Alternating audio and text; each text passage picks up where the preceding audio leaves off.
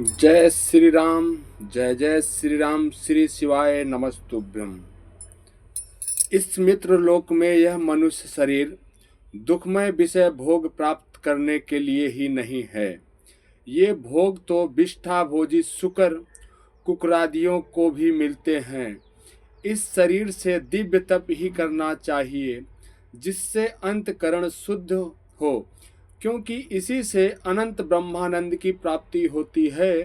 शास्त्रों ने महापुरुषों की सेवा को मुक्ति का मार्ग और स्त्री संगी कर्मियों को संग को नरक द्वार बताया गया है। महापुरुष वो ही हैं जो समान चित्त, परम शांत, क्रोधहीन, सबके हित चिंतन और सदाचार संपन्न हो, अथवा मुझ परमात्मा के प्रेम को ही जो एकमात्र पुरुषार्थ मानते हो। केवल विषयों को ही चर्चा करने वाले लोगों में तथा स्त्री, पुत्र और धन आदि सामग्रियों से संपन्न घरों में जिनकी रुचि हो और जो लौकिक कार्यों में केवल शरीर निर्वाहन के लिए ही प्रवृत्त होते हैं, मनुष्य अवश्य परमादवश कुकर्म करने लगता है। उसकी वह प्रवृत्ति इंद्रियों को तृप्त करने के लिए ही होती है। मैं इससे अच्छा नहीं समझता, क्योंकि इसी के कारण आत्मा को यह असत्य और दुखदायक शरीर प्राप्त होता है। जब तक जीव को आत्म तत्व की जिज्ञासा नहीं होती है, तभी तक अज्ञानवश देह आदि के द्वारा उसका स्वरूप छिपा रहता है। जब तक यह लौकिक वैदिक कर्मों में फंसा रहता है, तब तक मन में कर्म की वासनाएं भी बनी रहती हैं और इन्हीं से देह बंधन की प्राप्ति होती है। इस प्रकार अविद्या के द्वारा आत्मस्वरूप के ढक जाने से कर्म वासनाओं के वशीभूत हुआ चित्त मनुष्यों को फिर कर्मों में ही प्रवृत्त करता है। अतः जब तक उसको मुझ वासुदेव में प्रीति नहीं होती, तब तक वह देव बंधन से छूट नहीं सकता है। सर्वार्थ में पागल जीव जब तक विवेक दृष्टि का आश्रय लेकर इंद्रियों की चेष्टाओं को मिथ्या नहीं देखता, तब तक आत्मस्वरूप की स्मृति खो बैठने के कारण वह अज्ञानवश विषय प्रधान गृह आदि में आसक्त रहता है और तरह तरह के कलेश उठाता रहता है। स्त्री और पुरुष इन दोनों में जो परस्पर दाम्पत्य भाव है, इसी को पंडित जन उनके हृदय की दूसरी स्थूल एवं दुर्भेद्य ग्रंथि कहते हैं।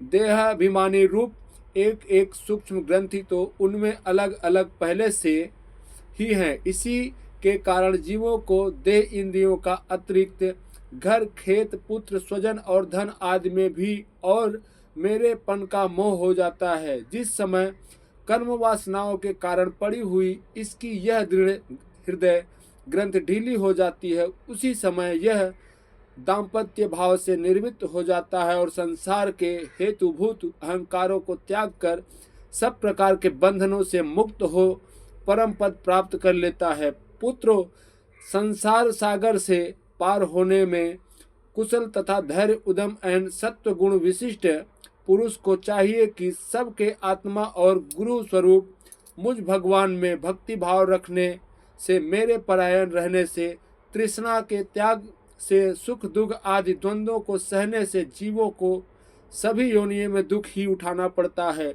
इस विचार से, तत्व जिज्ञासा से, तप से, सकाम कर्म से, त्याग से, मेरे ही लिए कर्म करने से, मेरी कथाओं का नित्य प्रति श्रवण करने से, मेरे भक्तों के संग और मेरे गुणों को कीर्तन से, वैराग्य से, समता से, शांति से और शरीर तथा घर आदि में मेरेपन को, भाव को त्यागने की इच्छा से, अध्यात्म शास्त्र के अनुशीलन से, एकांत सेवन से, प्राण, इंद्री और मन के संयम से, शास्त्र और सत्य पुरुषों को वचन में यथार्थ बुद्धि रखने से, पूर्ण ब्रह्मचर्य से, कर्तव्य मार्गों में निरंतर सावधान रहने से, वाणी के संयम से, सर्वत्र मेरी ही सत्ता देखने से, अनुभव ज्ञान सहित तत्व विचार से और योग साधना से अहंकार रूप अपने लिंग शरीर को लीन कर दे।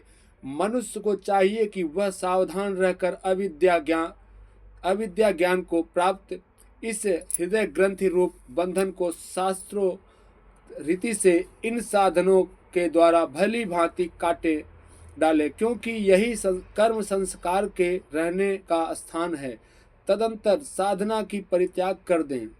जिसको मेरे लोक की इच्छा हो अथवा जो मेरे अनुग्रहण प्राप्ति की ही परम पुरुषार्थ मानता हो, वह राजा हो तो अपनी अबोध प्रजा को, गुरु अपने शिष्य को और पिता अपने पुत्र को ऐसी ही शिक्षा दे। अज्ञान के कारण यदि वे भी उस शिक्षा के अनुसार चलकर कर्म को ही परम पुरुषार्थ मानते रहते हैं तो भी उन पर क्रोध न करें। उन्हें समझा बुझाकर कर्म में ही प्रवृत्त न होने दें। उन्हें विषय संयुक्त काम्य कर्मों में लाना तो ऐसा ही है जैसे किसी अंधे मनुष्य को जानबूझकर गड्ढे में ढकेल देना। इससे भला किस पुरुषार्थ की सिद्धि हो सकती है?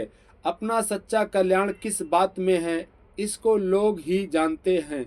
इसी से वे तरह तरह की भोग कामनाओं में फंसकर तुच्छ क्षणिक सुख के लिए आपस में बैर ठान लेते हैं और निरंतर विषयों को भोगों के लिए ही प्रत्यंत करते रहते हैं। वे मूर्ख इस बात पर कुछ भी विचार नहीं करते कि इस बैर विरोधक कारण नरक आदि अंत घोर दुखियों की प्राप्ति होगी।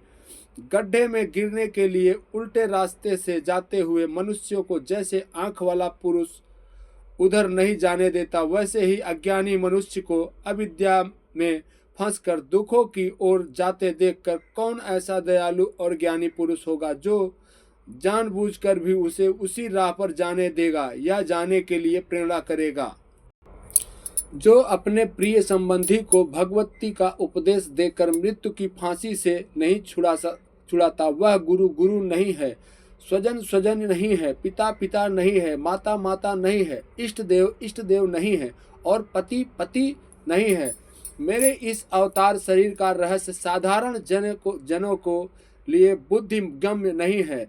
शुद्ध सत्व ही मेरा हृदय है और उसी में धर्म की स्थिति है। मैंने अधर्म को अपने से बहुत दूर पीछे की ओर ढकेल दिया है। इसी से सत्य पुरुष मुझे ऋषभ कहते हैं। तुम सब मेरे उस शुद्ध सत्वमय हृदय से उत्पन्न हुए हो, इसलिए मदस्त छोड़कर अपने बड़े भाई भरत की सेवा करो। उसकी सेवा करना मेरे ही सेवा करना है और यही तुम्हारा प्रजा पालन भी है। अन्य सब भूतों की अपेक्षा वृक्ष अत्यंत श्रेष्ठ है, उनसे चलने वाले जीव श्रेष्ठ हैं और उनमें भी कीटादि अपेक्षा ज्ञान युक्त पशु आदि श्रेष्ठ हैं। पशुओं से मनुष्य, मनुष्यों को प्रथम गण प्रथमों की, गंधर्व गंधर्वों से, सिद्ध और सिद्धों से देवताओं को अनुयायी किन्नर आदि श्रेष्ठ हैं। उनसे असुर, असुरों से देवता और देवताओं से भी इंद्र श्रेष्ठ हैं। इंद्र से भी ब्रह्मा पुत्र दक्षादि प्रजापति श्रेष्ठ हैं। ब्रह्मा जी के पुत्रों में रुद्र सबसे श्रेष्ठ हैं।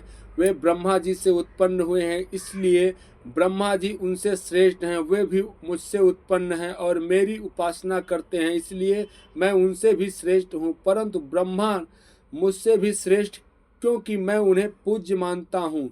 सभा में उपस्थित ब्राह्मणों को लक्ष्य करके विप्रग्रहण दूसरे किसी को प्राणी को मैं ब्राह्मण के समान नहीं समझता, फिर उनसे अधिक तो मान ही कैसे सकता हूँ। लोग श्रद्धा पूर्वक ब्राह्मणों को मुख में जो अनादि आहुति डालते हैं उसे मैं जैसे प्रसन्नता से ग्रहण करता हूँ, वैसे ही अग्निहोत्र में होम की हुई सामग्री स्वीकार नहीं करता। जिन्होंने इस लोक में अध्यान के द्वारा मेरी वेद रूपा अति सुंदर और पुरातन मूर्ति को धारण कर रखा है तथा जो परम पवित्र सत्य गुण सम दम सत्य दया तप तितिक्षा और ज्ञानादि 8 गुणों से संपन्न है, उन ब्राह्मणों से बढ़कर और कौन हो सकता है। मैं ब्रह्मादि से भी श्रेष्ठ और अनंत हूँ तथा स्वर्ग मोक्ष आदि देने की भी सामर्थ्यता रखता हूँ, किंतु मेरे अकिंचन भक्त ऐसे निस्सृह प्रिय होते हैं कि वे मुझसे भी कुछ कभी नहीं चाहते। फिर राज्यादि अन्य वस्तुओं की तो वो इच्छा ही कैसे कर सकते हैं। तुम संपूर्ण चराचर भूतों को मेरा ही शरीर समझकर शुद्ध बुद्धि से पद पद पर उनकी सेवा करो, यही मेरी सच्ची पूजा है। मन वचन दृष्टि तथा अन्य इंद्रियों की चेष्टाओं का साक्षात फल मेरा इस प्रकार पूजन ही है। इसके लिए बिना मनुष्य अपने को महामोहन कालपाश से छुटकारा नहीं पा सकता। राजन, ऋषभदेव जी की पुत्र